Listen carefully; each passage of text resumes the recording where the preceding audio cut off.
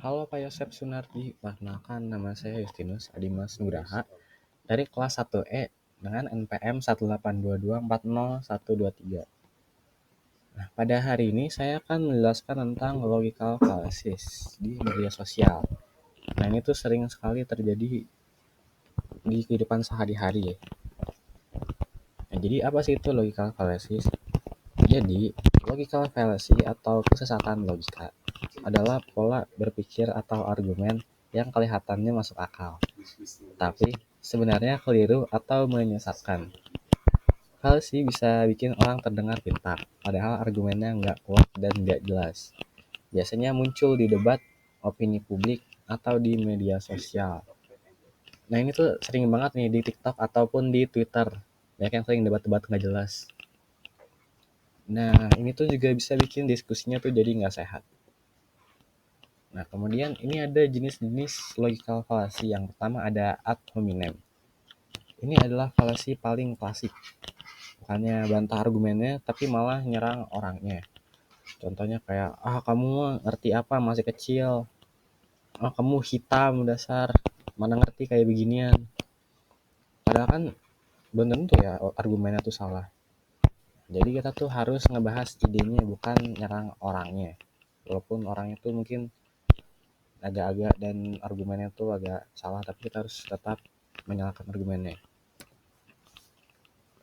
Nah kemudian jenis yang kedua ada strawman. Ini ketika kita tuh memelintir argumen lawan biar lebih gampang diserang. Misalnya ada orang bilang nih, wah kita perlu regulasi nih di medsos nih, kita harus membatasi orang untuk ini untuk itu. Terus malah dijawab, oh jadi kamu anti kebebasan gitu, anti kebebasan berpendapat dan lain-lain semacam-macamnya lah. Padahal kan kita bukan maksud apa-apa ya, bukan gitu maksud yang kita inginkan. Yang ketiga nih, ada false dilemma. Nah itu cuma ngasih dua pilihan seolah nggak ada alternatif lain. Misalnya, kalau kita nggak dukung si A, berarti kita tuh otomatis ngedukung si B. Padahal kan nggak gitu ya. Kemudian ini ada contoh yang mungkin yang paling baru ya. Wah kalau lu nggak dukung Iran, pasti lu dukung Israel.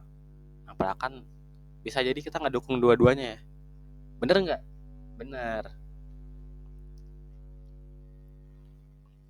Kemudian ada slippery slope. Nah ini tuh berpikir satu hal kecil bakal bikin efek domino yang parah. Misalnya kalau kita izinin itu, nanti semua orang bebas enaknya.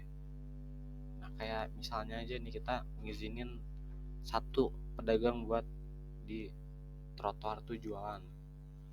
Kan gak semuanya bakal ngikutin juga ya. Mungkin ada yang taat aturan, tapi ya kebanyakan ngikutin sih. Tapi itu tetap aja masuk ke dalam logical fallacy. Belum tentu orang bakal ngikutin. Kemudian ada appeal to emotion. Ini adalah mainin perasaan biar argumennya kelihatan kuat. Kamu tega banget sih nolak ini, kamu gak punya hati nurani ya.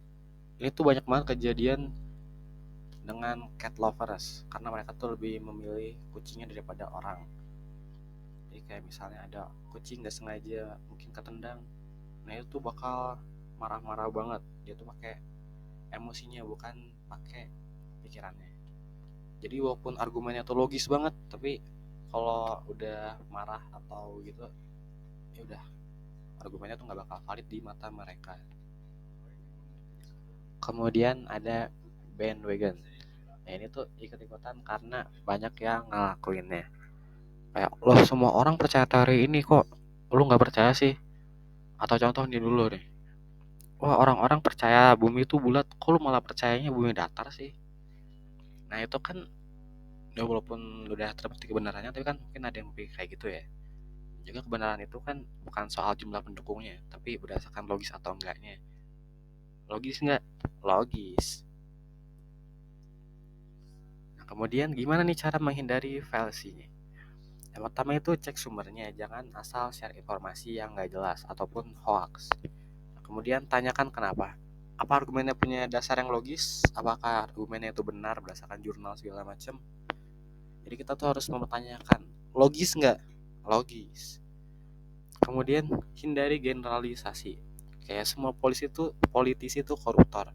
Kan padahal nggak semuanya ya, ada juga politisi baik walaupun kebanyakan koruptor. Kemudian yang terakhir itu fokus ke idenya bukan ke orangnya. Jadi kita tuh harus fokus ke idenya walaupun orangnya itu hitam atau Jawa atau Cina atau Sunda atau Medan juga. Tapi kita tuh harus fokus ke idenya bukan ke orangnya.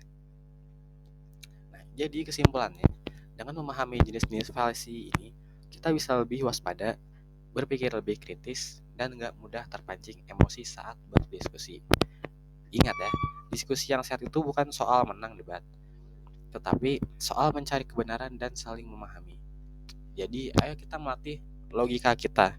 Hindari logika fallacy dan jadilah bagian dari diskusi yang cerdas dan bermartabat. Sekian dari saya, terima kasih.